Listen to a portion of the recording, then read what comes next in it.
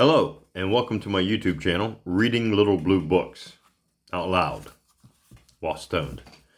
Today we're going to start part 5 of Little Blue Book number 18, titled The Idle Thoughts of an Idle Fellow, written by Jerome K. Jerome, copyright somewhere in the 1920s. If you've been following along in parts 1 through 4, you catch the idea that some of the language it really is from the 1920s. Okay, here we go. Chapter whatever. Idle thoughts on cats and dogs. What I've suffered from them this morning, no tongue can tell. It began with Gustavus Adolphus. Gustavus Adolphus, they call him Gusty, downstairs for short, is a very good sort of dog when he is in the middle of a large field or on a fairly extensive common, but I won't have him indoors. He means well, but this house is not his size. He stretches himself and over go to 2 chairs and a whatnot. He wags his tail and the room looks as if a devastating army had marched through it. He breathes, and it puts the fire out. At dinner time, he creeps in under the table, lies there for a while, and then gets up, and suddenly, the first intimation we have of his movements being given by the table, which appears animated by a desire to turn somersaults, we all clutch at it frantically and endeavor to maintain it in a horizontal position. Whereupon his struggles, he being under the impression that some wicked conspiracy is being hatched against him, became fearful, and the final picture presented is generally that of an overturned table with a smashed-up dinner sandwich between 2 sprawling layers of infuriated men and women. He came in this morning in his usual style, which he appears to have founded on that of an American cyclone, and the first thing he did was to sweep my coffee cup off the table with his tail, sending the contents full into the middle of my waistcoat. I rose from my chair hurriedly and, remarking, approached him at a rapid rate. He preceded me in the direction of the door. At the door he met Elsa, coming in with eggs. Elsa observed, "Ugh," and sat down on the floor. The eggs took up different positions about the carpet, where they spread themselves out, and Gustavus Adolphus left the room. I called after him, strongly advising him to go straight downstairs and not let me see him again for the next hour or so. And he, seeming to agree with me, dodged the coal scoop and went. While I returned, dried myself, and finished breakfast. I made sure that he had gone into the yard, but when I looked into the passage 10 minutes later, he was sitting at the top of the stairs. I ordered him down at once, but he only barked and jumped about, so I went to see what was the matter. It was Titimus. She was sitting on the top stair but one, and wouldn't let him pass. Titimus is our kitten. She is about the size of a penny roll. Her back was up, and she was swearing like a medieval student. She does swear fearfully. I do a little that way myself sometimes. But I am a mere amateur compared with her. To tell you the truth, mind, this is strictly between ourselves, please. I shouldn't like your wife to know I said it. The women folk don't understand these things, but between you and me, you know, I think it does a man good to swear. Swearing is the safety valve through which the bad temper that might otherwise do serious internal injury to his mental mechanism escapes in harmless vapor. I like that description. When a man has said, "Bless you, my dear, sweet sir," what the sun, moon, and stars made you so careless, if I may be permitted the expression, as to allow your light and delicate foot to descend upon my corns so with so much force. It is that you are physically incapable of comprehending the direction in which you are proceeding. You nice, clever young man, you. Or words to that effect. He feels better. Swearing has the same, turning of page, has the same soothing effect upon our angry passions that smashing the furniture or slamming the doors is so well known to exercise. Added to which, it is much cheaper. Swearing does the wash-house chimney. An occasional explosion is good for both. I rather distrust a man who never swears or savagely nicks the footstool or pokes the fire with unnecessary violence without some outlet. The anger caused by the ever-occurring troubles of life is apt to rankle and fester within. The petty annoyance, instead of being thrown from us, sits down beside us and becomes a sorrow, and the little offense is brooding over till, in the hotbed of rumination, it grows into a great injury under whose poisonous shadow springs up hatred and revenge. Okay, never mind. Swearing relieves the feelings. That is what swearing does. I explained this to my aunt on one occasion, but it didn't answer with her. She said I had no business to have such feelings. That is what I told Titmus. I told her she ought to be ashamed of herself. Brought up a Christian family, as she was, too, I don't so much mind hearing an old cat swear, but I can't bear to see a mere kitten give way to it. It seems sad, in one so young. I put Titmus in my pocket and returned to my desk. I forgot her for the moment, and when I looked I found she had squirmed out of my pocket onto the table and was trying to swallow the pen. Then she put her leg into the ink pot and upset it. Then she licked her leg. Then she swore again. At me this time. I put her down on the floor, and there Tim began rowing with her. I do wish Tim would mind his own business. It was no concern of his what she had been doing. Besides, he is not a saint himself. He is only a 2-year-old fox terrier, and he interferes with everything and gives himself the airs of a grey-headed Scottish collie. Titmus, his mother, has come in, and Tim has got his nose scratched, for which I am remarkably glad. I have put them all three out in the passage, where they are fighting at the present moment. I'm in a mess with the ink and in a thundering bad temper, and if anything more in the cat or dog line comes fooling around me this morning, it had better bring its own funeral contractor with it. Yet, in general, I like cats and dogs very much indeed. What jolly chaps they are. They are much superior to human beings as companions. They do not quarrel or argue with you. They never talk about themselves, but listen to you while you talk about yourself, and keep up an appearance of being interested in the conversation. They never make stupid remarks. They never observe to Miss Brown across the dinner table that they always understood she was very sweet on Mr. Jones, who has just married Miss Robinson. They never mistake your wife's cousin for her husband and fancy that you are the father-in-law. And they never ask a young author with 14 tragedies, 6 comedies, 7 farces, and a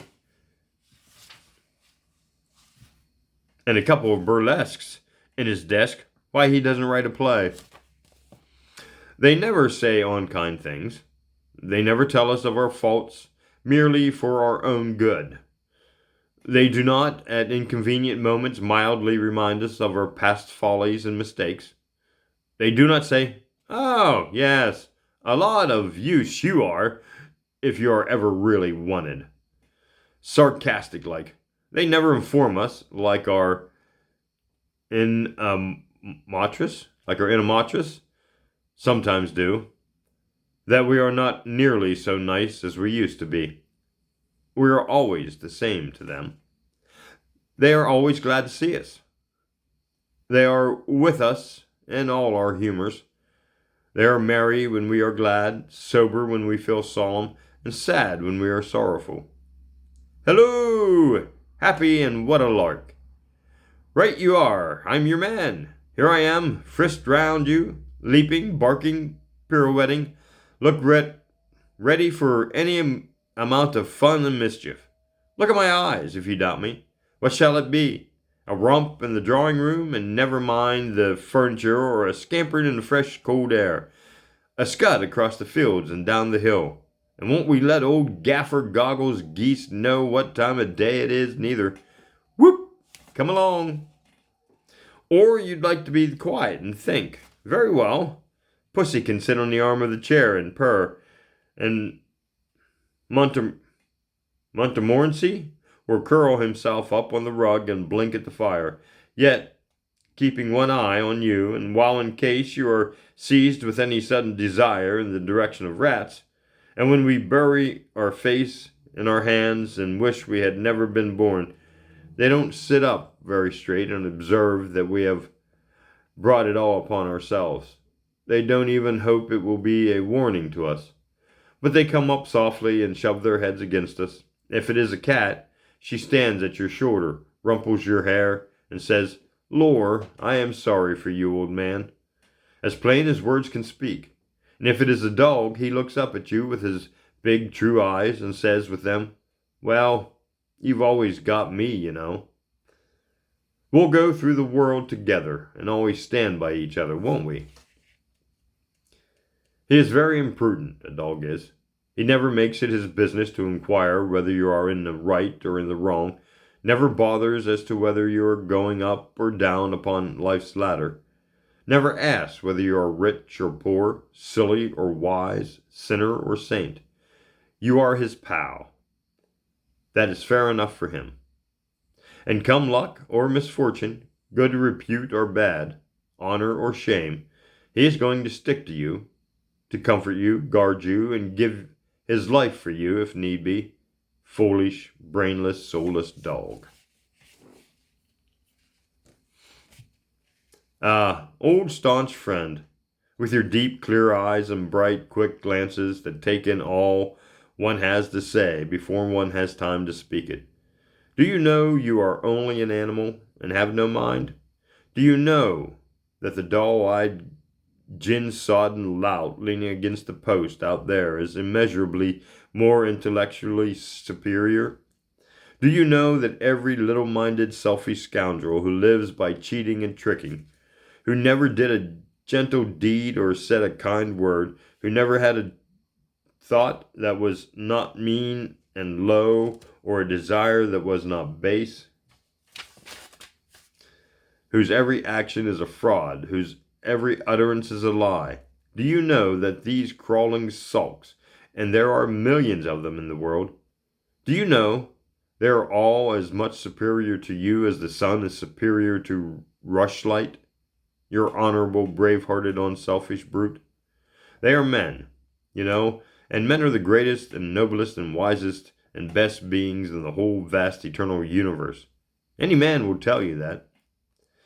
Yes, poor doggy, you are very stupid indeed, compared with us clever men, who understand all about politics and philosophy, and who know everything, in short, except what we are, and where we came from, and whither we are going, and what everything outside this tiny world and most things in it are. Never mind, though, pussy and doggy. We like you both all the better for your being stupid. We all like stupid things. Men can't bear clever women, and a woman's ideal man is someone she can call a dear old stupid. Is it so pleasant to come across people more stupid than ourselves? We love them at once for being so. The world must be rather a rough place for clever people. Ordinary folk dislike them, and as for themselves, they hate each other most cordially. But there, the clever people are such a very insignificant minority that it really doesn't matter if they are unhappy, so long as the foolish people can be made comfortable. The world, as a whole, will get on tolerably well. Cats have the credit for being more worldly wise than dogs, of looking more after their own interests and being less blindly devoted to those of their friends. And we men and women are naturally shocked at such selfishness. Cats certainly do love a family that has a carpet in the kitchen more than a family that has not. And if there are many children about, they prefer to spend their leisure time next door. But taken altogether, cats are libeled. Cats are libeled. Make a friend of one, and she will stick to you through thick and thin. All the cats that have been all the cats that I have been most firm comrades. I had a cat once that used to follow me about everywhere until it even got quite embarrassing, and I had to beg her, as a personal favor, not to accompany me any further down the high street. She used to sit up for me when I was laid home and meet me in the passage. It made me feel quite like a married man, except that she never asked me where I had been, and then didn't believe me when I told her. Another cat I had used to get drunk regularly every day. She would hang about for hours outside the cellar door for the purpose of sneaking in on the first opportunity and lapping up the drippings from the beer cask. I do not mention this habit of hers in praise of the species, but merely to show how almost human some of them are. If the transmigration of souls is a fact, this animal was certainly qualifying most rapidly for a Christian, for her vanity was only second to her love of drink. Whenever she caught a particularly big rat, she would bring it up into the room where we were all sitting, lay the corpse down in the midst of us, and wait to be praised. Lord, how the girls used to scream. Poor rats! They seem only to exist so that cats and dogs may gain credit for killing them, and chemists make a fortune by inventing specialties in poison for their destruction. And yet there is something fascinating about them. They are so cunning and strong, so terrible in their numbers, so cruel, so secret. They swarm in deserted houses where the broken casements hang rotting to the crumbling walls and the doors swing creaking on the rusty hinges. They know the sinking ship and leave her. No one knows how or whither. They whisper to each other in their hiding places, how a doom will fall upon the hall and the great name die forgotten. They do fearful deeds in ghastly charnel houses. No tale of horror is complete without the rats. In stories of ghosts and murderers, they scamper through the echoing rooms, and the gnawing of their teeth is heard behind the waistcoat, and their gleaming eyes peer through the holes in the worm-eaten tapestry, and they scream in shrill, unearthly notes in the dead of night, while the moaning wind sweeps, sobering round the ruined turret towers, and passes, wailing like a woman, through the chambers bare and tentless. And dying prisoners in their loathsome dungeons see through the horrid gloom their small red eyes, like glittering coals, hear in the death-like silence the rush of their clawing feet, and start up shrieking in the darkness and watch through the awful night. I love to read tales about rats. They make my flesh creep so. I like that tale of Bishop Hato and the rats. The wicked bishop, had ever so much corn stored in his granaries and would not let the starving people touch it. But when they prayed to him for food, gathered themselves together in his barn, and then shutting the doors on them, set fire to the place and burned them all to death. But next day there came thousands upon thousands of rats sent to do judgment on him. Then Bishop Hatto fled to his strong tower that stood in the middle of the Rhine, and barred himself in and fancied he was safe. But the rats, they swarmed the river, they gnawed their way through the thick stone walls and ate him alive where he sat. They have whetted their teeth against the stones, and now they pick the bishop's bones. They gnawed the flesh from every limb, for they were sent to do judgment on him. Never heard of that one. Oh, isn't it a lovely tale? Then there's the story of the Pied Piper of Hamelin. How first he piped the rats away, and afterward, when the mayor breaks faith with him, drew all the children along with him, and went into the mountain. What a curious old legend that is. I wonder what it means, or has it any meaning at all? There seems something strange and deep lying hid beneath the rippling rhyme. It haunts me, that picture of the quaint, mysterious old piper piping through Hamlin's narrow streets and the children following with dancing feet and thoughtful, eager faces. The old folks trying to stay them, but the children pay no heed. They hear the weird, witched music and must follow. The games are left unfinished, and the playthings drop from their careless hands. They know not whither they are hastening. The mystic music calls to them, and they follow, heedless and unasking where. It stirs and vibrates in their hearts, and their sound and other sounds grow faint. So they wander through Pied Piper Street away from the Hamlin town. I get thinking sometimes if the Pied Piper is really dead, or if he may not still be roaming up and down our streets and lanes, but playing now so softly but only the children hear him. Why do the little faces look so grave and solemn when they pause after a while from romping and stand, deep wrapped, with straining ears? They only shake their curly heads and dart back laughing to their playmates when we question them.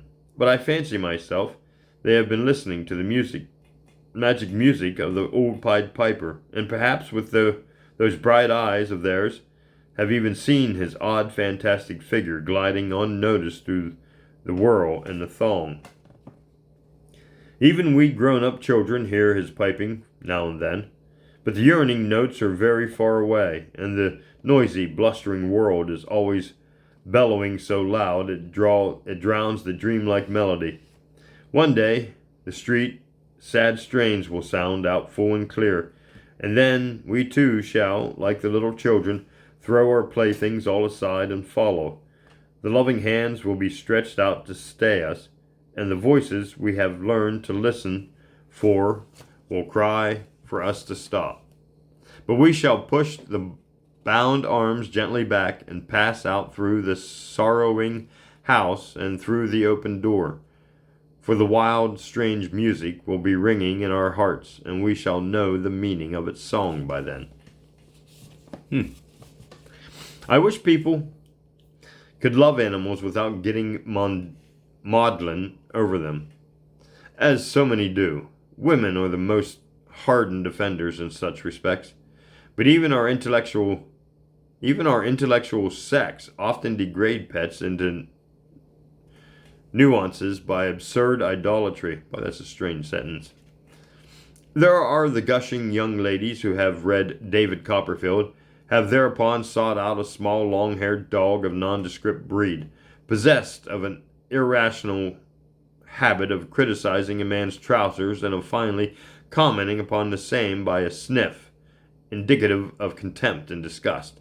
They talk sweet girlish prattle to this animal, when there is anyone near enough to overhear them, and they kiss its nose and put its unwashed head up against their cheek in a most touching manner, though I have noticed that these caresses are principally performed when there are young men hanging about. Then there are the old ladies who worship a fat poodle, scant of breath and full of fleas. I know a couple of elderly spinsters once who had a sort of German sausage on legs, which they called a dog between them. They used to wash its face with warm water every morning. It had a mutton cutlet regularly for breakfast, and on Sundays, when one of the ladies went to church, the other always stopped at home to keep the dog company. There are many families where the whole interest of life is centered upon the dog. Cats, by the way, rarely suffer from excess of adulteration. A cat possesses a very fair sense of the ridiculous, and will put her paw down kindly but firmly upon any nonsense of this kind. Dogs, however, seem to like it. They encourage their owners in the tomfoolery, and the consequence is that in the circles I am speaking of, what dear Fido has done, does do, will do, won't do, can do, can't do, was doing, is going to do, shan't do, and is about to be going to have done, is the continual theme of discussion from morning till night. All this conversation, consisting as it does of the very dredge of imbecility, is addressed to this confounded animal. The family sit in a row all day long, watching him, commenting upon his actions, telling each other anecdotes about him, recalling his virtues, and remembering with tears how one day they lost him for 2 whole hours, on which occasion he was brought home in a most brutal manner by a butcher boy, who had been met carrying him by the scruff of his neck, with one hand, while soundly cuffing his head with the other. After recovering from these bitter recollections, they vie with each other in bursts of admiration for the brute, until some more than usually enthusiastic member, unable any longer to control his feelings, swoops down upon it, whereupon the others, mad with envy, the unhappy quadruped in a frenzy of affection, clutches it to his heart and slobbers over, rise up, and seizing as much of the dog as the greed of the first one has left to them, murmur praise and devotion. Among these people, everything is done through the dog. If you want to make love to the eldest daughter, or get the old man to lend you the garden roller, or the mother to subscribe to the Society for the Suppression of Solo Cornet Players in Theatrical Orchestras — it's a pity there isn't one anyhow — you have to beg with the dog. You must gain its approbation before they will even listen to you. And if, as highly probable, the animal, whose frank, doggy nature has been warped by the unnatural treatment he has received, responds to your overtures of friendship by viciously snapping at you, your cause is lost forever. If Fido won't take to anyone, the father has thoughtfully remarked beforehand, "I say, that man is not to be trusted. You know, Maria, how often have I said that, he knows, bless him. Drat him. And to think that the surly brute was once an innocent puppy, all legs and head full of fun and play, and burning with ambition to become a big, good dog and bark like mother. Ah me, life sadly changes us all. The world seems a vast, horrible, grinding machine into which what is fresh and bright and pure is pushed to one end to come out old and crabbed and wrinkled at the other. Look, even at Pussy Sauberside, with her dull, sleepy glance, her grave, slow walk, and dignified, prudish airs, who could ever think that I could turn the page? Who could ever think that once she was a blue-eyed, whirling, scampering, head-over-heels, mad little firework that we call a kitten? What marvelous vitality a kitten has. It is really something very beautiful, the way life bubbles over in the little creatures. They rush about and mew and spring, dance on their hind legs, embrace everything with their front ones, roll over and over, lie on their backs and kick.